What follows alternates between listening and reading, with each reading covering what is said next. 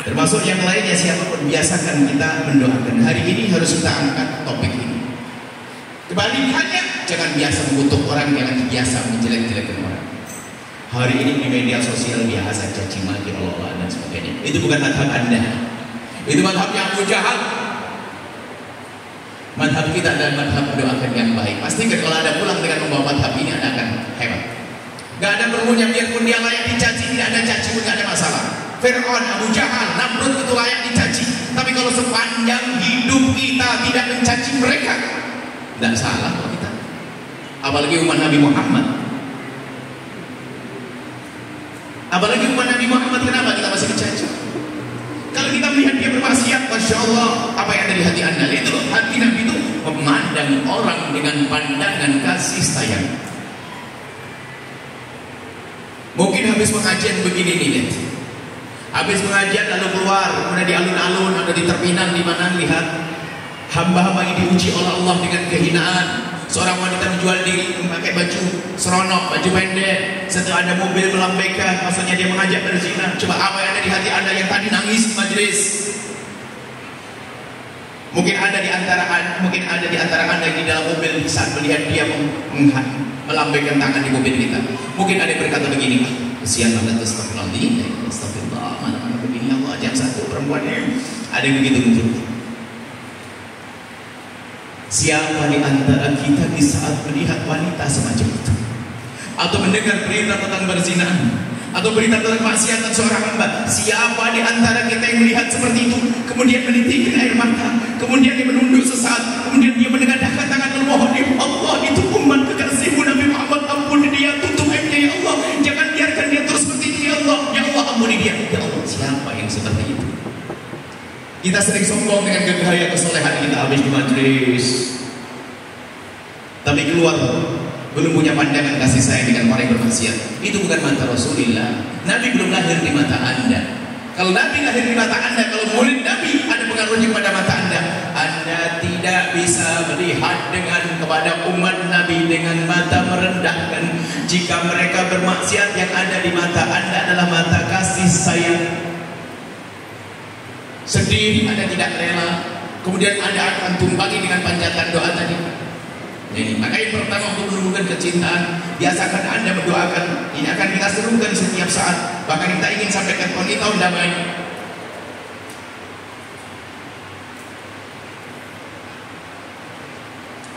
Kejujuran seorang calon gubernur, calon presiden sekalipun kan indah sekali jika doanya begini, ya Allah, itu calon lawan itu kalau memang dia lebih layak dari menjadikan dia. Wah, kalau saya doa begitu kan hebat, gak usah caci maki. Kalau memang karena Allah kan ada masalah, yang penting siapa saja memimpin negeri ini, yang penting aman ya Allah. Saya mencalonkan jadi gubernur, saya ingin jadi bupati ya, saya menyalurkan jadi presiden. Semoga ini calon presiden yang mudah dengar nih. Lalu doa ini ya Allah, kalau memang dia layak, dia lawan saya lebih layak dari saya, jadikan dia dan semoga manfaat. Kalau memang saya ya Allah, tidak usah percaya kalau ya Allah hancurkan negara, tidak usah sama itu. Mendoakan dengan doa kebaikan, pastikan mendoakan doa kebaikan. Yang kedua adalah jangan menyebut kejelekan siapapun. Ini berlaku dalam semua kehidupan Anda. Hei para suami istri, agar lestari rumah tanggamu, agar indah, pastikan jika engkau menemukan kekurangan pasanganmu, dan itu pasti, karena pasanganmu manusia.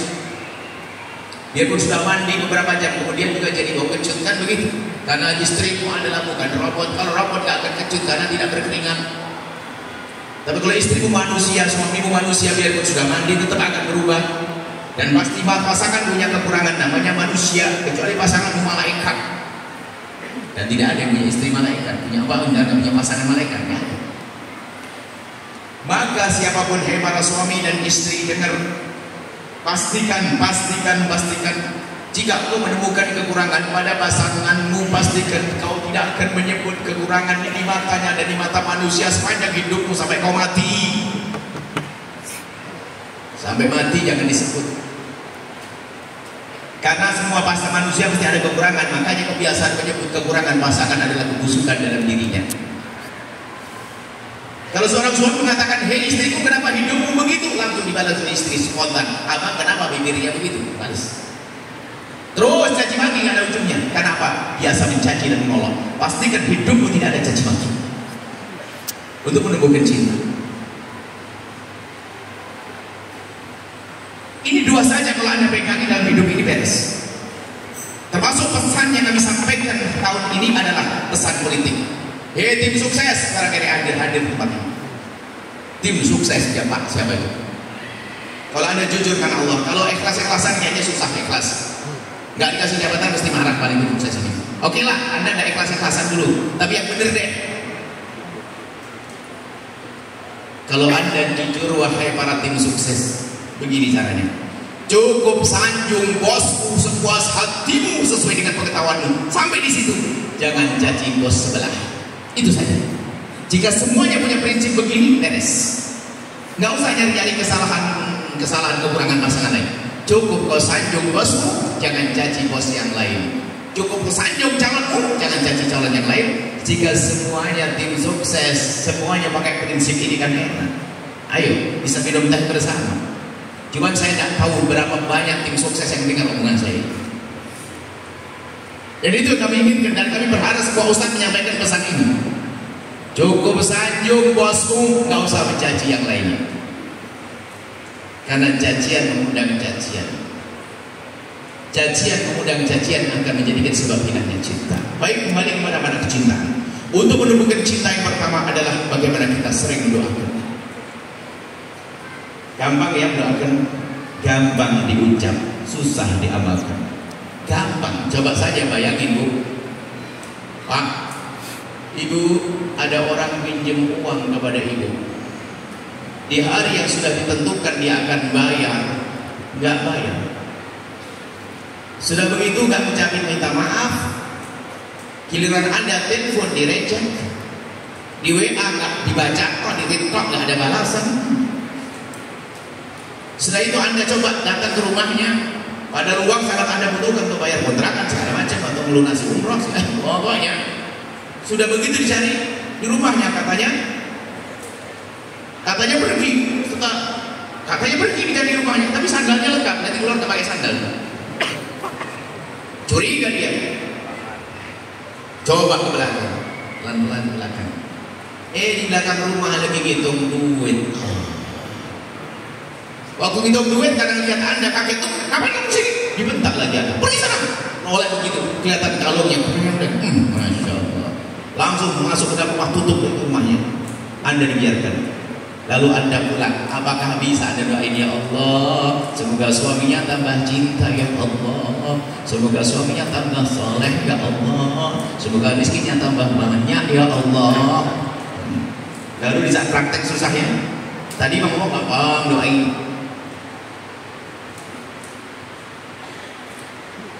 Ada 3 model manusia Anda harus pahami. Kata di hadapan Nabi, ya Rasulullah, jika ada orang berbuat jahat kepadaku, bagaimana kalau aku balas dengan kejahatan? Kata Nabi, kalau kau balas dengan kejahatan, kamu sama seperti dia. Lalu bagaimana kalau orang berbuat baik, bagaimana? Apakah aku balas dengan kebaikan? Kalau itu mah biasa, orang baik kau balas dengan kebaikan. Untuk menjadi orang istimewa,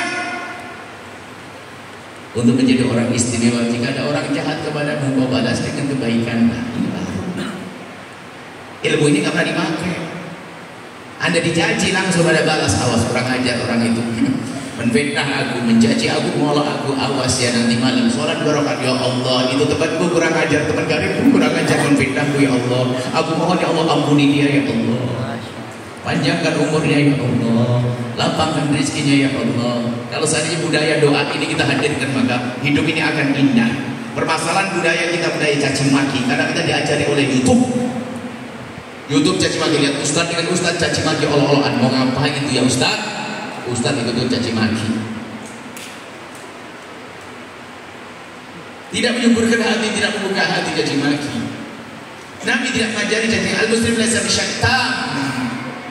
Nah, seorang mukmin, kata Nabi, seorang muslim bukan kerjaannya caci maki Allah-Allahan, tapi doa-doa kebaikan. Insyaallah bisa malam ini ingin menyambut melahirkan Nabi di hati kita adalah menumbuhkan cinta di antara sesama. Maka dahulukan siapa? Laisal wasilu bil mukafi. Kata baginda Nabi, laisal wasilu bil mukafi. Bukanlah menyambung silaturahmi yang sejati adalah orang yang membalas kebaikan orang lain, bukan?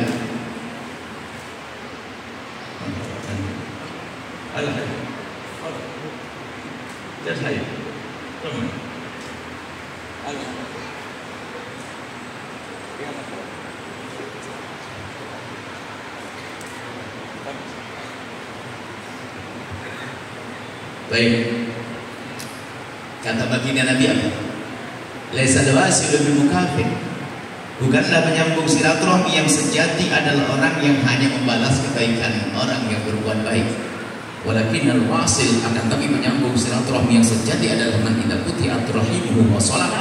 Jika ada orang dijahati malah dia menyambung dengan kebaikan. Anda di mana dengan hadis ini? Kenapa Anda suburkan dendam itu? Tidak ada perlunya. Sudahlah, mungkin setelah ini kita pulang ke rumah kita mencari untuk praktekkan ilmu kita cari di rumah kita orang-orang yang kurang ajar, yang pinjam duit gak balik-balik, yang menfitnah, atau itu mantan suami yang boleh banget tuh, mantan istri didoain semoga mantan istri itu semoga dapat suami yang soleh baik dan dikatakan mantan suami semoga Allah ngampuni dia, semoga dapat istri yang lebih solehah lebih baik. Wah, kita coba berat ya. Iya, itu kerjaannya para wali. Kalau Anda ingin ngomong gampang, ini ilmunya waliullah itu. Bukan memperbanyak sujudnya saja, bukan memperbanyak sholat yang akan Nabi. Ilmunya para kekasih Allah adalah membersihkan hati, menumbuhkan cinta dari memangkas dengki dan benci. Memangkas dengki dan benci dimulai dari mendoakan. Ulama itu para wali bukan tidak ada benci di hatinya, ada benci, ada dengki, akan tapi kehebatan mereka di saat ada dendam yang kalau disakiti sama orang kemudian di dalam hati ada amarah, dilawan dengan kebaikan. Wal kadhiminal ghaidha, menahan amarah, dia tidak gampang marah. Wal 'afina 'anil nas, berusaha memaafkan. Wallahu yuhibbul muhsinin, berbuat baik. Jadi para kekasih Allah, orang hebat itu bisa disakiti, dia bisa membalas. Tapi dia bertanya, dia kurang ajar padaku, dia akan membalas kebaikan. Makanya kalau ada kiai ngasih hadiah kepada Anda, jangan GR dulu, jangan-jangan Anda telah menyakiti dia. Cuman karena dia baik hati, nggak mau jadi dendam di hati, langsung Anda dikasih hadiah. Hati-hati, sebab kiai itu nggak ketahuan dendamnya. Ulama ya sesungguhnya, ulama sesungguhnya itu dendamnya ada ketahuan. Karena apa? Dia marah akan diganti dengan kebaikan. Wallahu yuhibbul muhsinin. Kan begitu kisahnya. Dijairi malah berbuat baik. Kalau Anda bisa semacam itu, Anda waliullah, biarpun Anda kelihatannya sering itu duit, kerjaannya hanya kerja di toko. Bukan seorang ahli sholat. Sholat fardu saja, sunat ala kadarnya. Akan tapi hati bersih, qalbun salim, salamatus sudur. Ini perlu kita hadirkan. Jadi waliullah bukan harus bercuma-cuma hanya karena ini seragamnya penceramah model mau buah hadramaut, kan begitu ini. Bukan karena ini adalah ini langsung wali itu, bukan, nggak ada wali harus pakai begini. Wali bisa pakai kacamata tebal di laboratorium, bisa di tengah pasar jualan dia. Kalau saya jadi presiden, kasihan saya tentara. Ini hanya seragam-seragam biasa, bukan menunjukkan kalau bukan. Kebersihan hati Anda, biarpun tidak ada yang kenal Anda, biarpun tidak ada mencium tangan Anda, tapi hati Anda baik. Di saat ada orang menyakiti Anda, langsung ada tapi hati. Itu umat Nabi Muhammad. Aku tidak boleh dendam pada dia. Ya Allah, Bapak beri segala kebaikan, lapangkan rezekinya. Berat ya, memang berat. Tapi sering menyebut ini adalah operasi berat.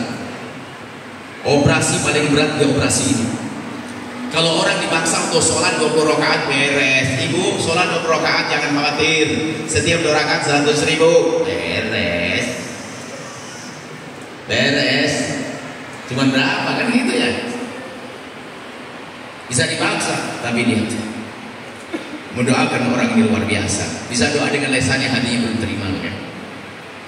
Maka dari itu malam ini kita malam damai dengan saudara kita.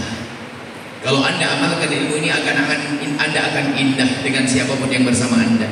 Jangan biasa dendam, hai hamba Allah. Jangan biasa dengki, maka tumbuhkan cinta dengan cara mendoakan sebanyak-banyaknya. Doa kebaikan. Berat, ya berat. Itu operasi berat. Karena operasi berat, maka kalau ada ibu yang pernah sesar, operasi sesar angkat tangan. Itu duitnya jadi pahala, anaknya soleh insyaallah. Yang nggak sesar juga sama baik semuanya. Melahirkan setengah mati loh ya. Ibu tuh hebat. Sudah kau melahirkan tuh beratnya kayak begitu, tapi hamil lagi. Hebat, masya Allah, luar biasa. Ngerti masa itu jihad. Makanya bapak-bapak harus sayang. Coba bapak hamil 3 bulan saja nyungsep kau.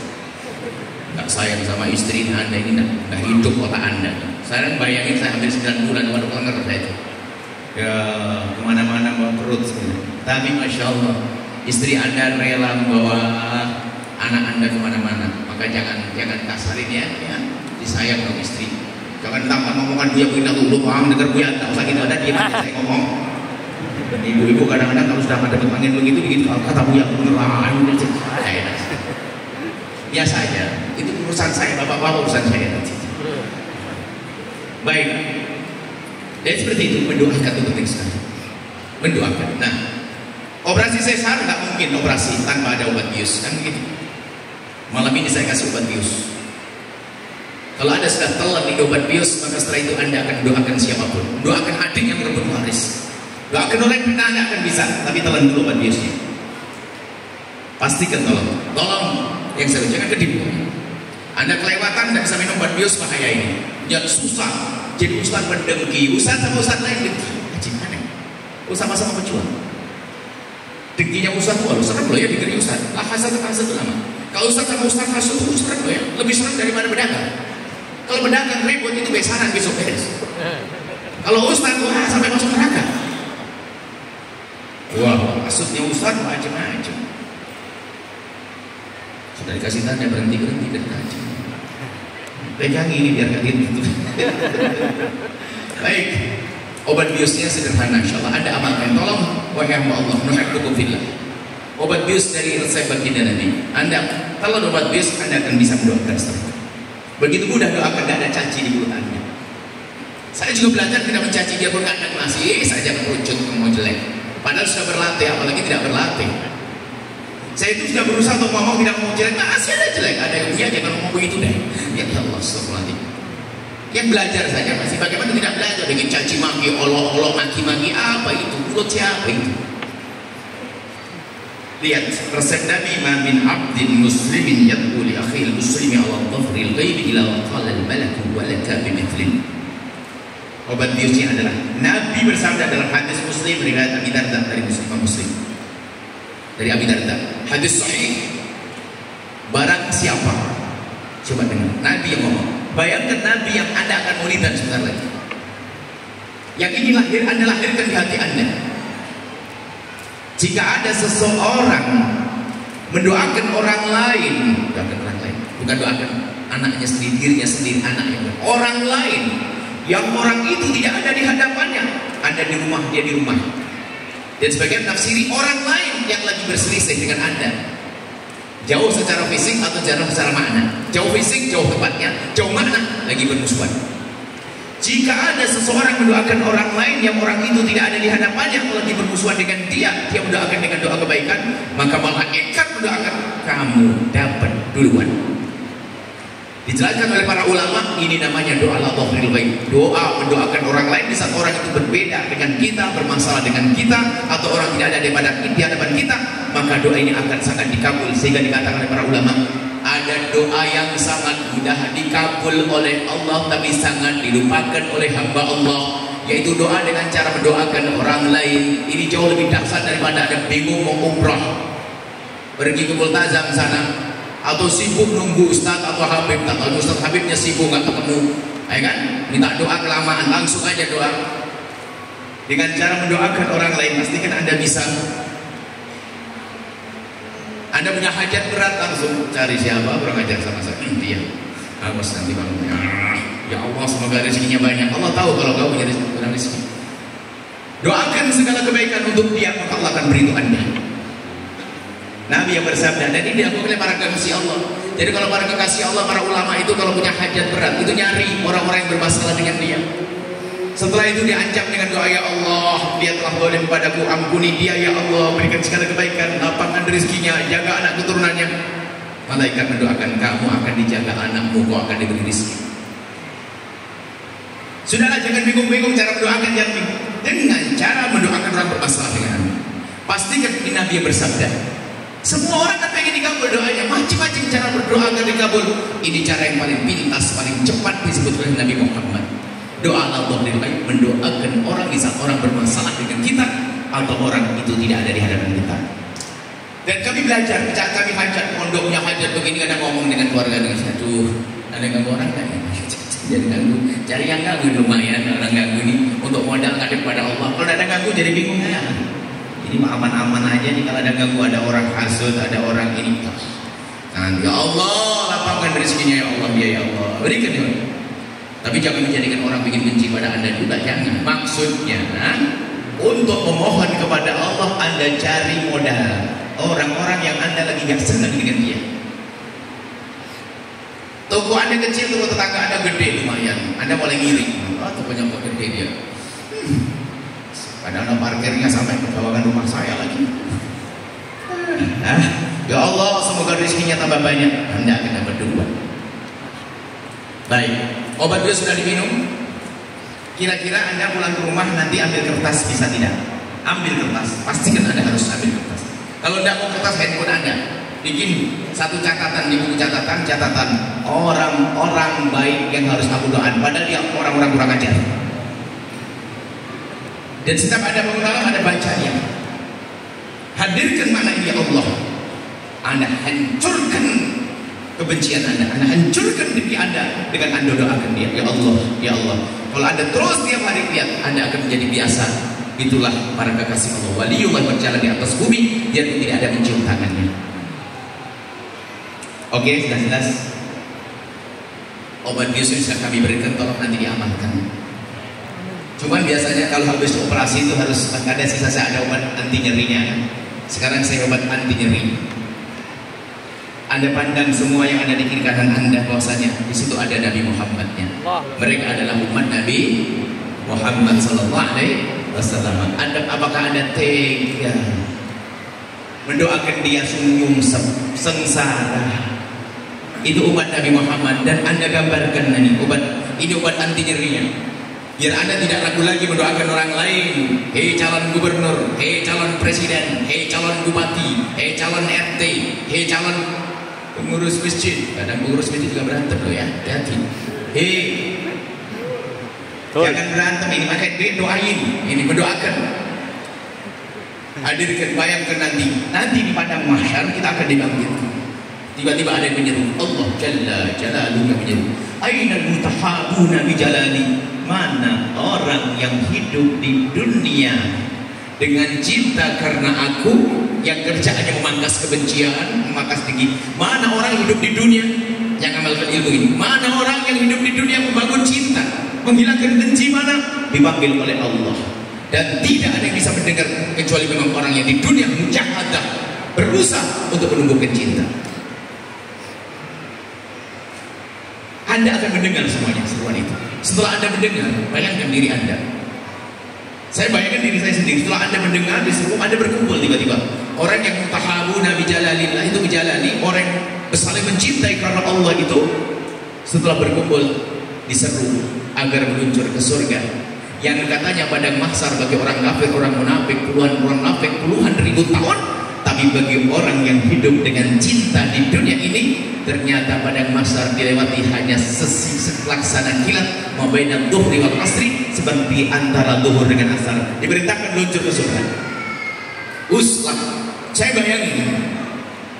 bayangin dendam saya di dunia. Kan ada orang begini, kalau ada orang lagi marah, demi Allah aku tidak rela, aku tuntut nanti di akhirat. Anda pernah dengar begitu? Oh serem, batal jadi mantu kayak begitu, serem, batal jadi mertua. Coba bayangin ya anak muda, mertua Anda berdendam begitu, mantu Anda berdendam begitu, itu watak jelek, batalin deh. Kan sudah besok minggu depan pernikahan. Lah biarpun minggu depan, dia berdendam, ngapain di penjara? Ada orang berdendam, naudzubillah. Nah ibaratnya kalau ada orang berbuat zalim pada Anda, nanti ada keadilan dan yang maha adil. Sampai yang jago yang zalim pada jago yang lain diizinkan bangkit untuk menuntut, dan kita pun diizinkan Allah untuk menuntut. Saya bayangin nanti pada masyarakat ada orang berbuat dolim pada saya, lalu dia dia ayahnya itu orang dolim, kau tuntut dia tuntut. Kami nuntut, fulan kau duduk nyanci saya, kau ngolok saya, kau ngambil atas saya. Oh, diizinkan dan memang keadilan harus ditegakkan. Setelah saya nuntut, saya noleh, selesai. Rombongan-rombongan orang yang saling mencintai karena Allah sudah nggak ada, sudah masuk surga. Saya kejar sudah nggak nyampe. Daripada saya ketinggalan, mending mumpung di dunia ini dengar semuanya. Yang berbuat salah pada saya, urusan pribadi saya maafkan. Yang lalu dan yang akan datang saya akan nyimpan saudara. Dan hakikat saya sampaikan. Yang membuat saya, mencaci saya, menfitnah saya, menggunjing saya, mengambil hak saya, pokoknya saya maafkan, sudah selesai. Daripada saya ketinggalan di padang mahsyar nanti. Ibu mau ketinggalan di padang mahsyar? Bapak mau ketinggalan? Ya. Yakin? Nanti orang yang mendendam Anda itu, ada orang yang berbuat zalim, Anda doakan dengan doa kebaikan. Gak usah dituntut di akhirat, gak usah jadikan pahala di dunia ini. Adapun jika harta kita diambil saudara, diambil siapapun, kita nuntut di mahkamah itu sah, tapi tidak dengan dendam. Hak saya akan saya ambil. Kalau dapat alhamdulillah, kalaupun tidak, gak usah pakai dendam. Tetap mendoakan, ya Allah, itu adikku mengambil hakku, ya Allah, akan saya tuntut di mahkamah. Tapi ya Allah, aku tetap ampuni dia, jangan sampai dia masuk neraka, ya Allah. Berikan segala kebaikan, ya Allah. Dan aku berjanji kalau sudah full, adikku akan aku beri bagiannya lagi. Aku tetap cinta pada dia. Menuntut dengan cinta, bukan menuntut dengan dendam. Alangkah indahnya hidup semacam ini. Suami istri akan hidup dengan cinta.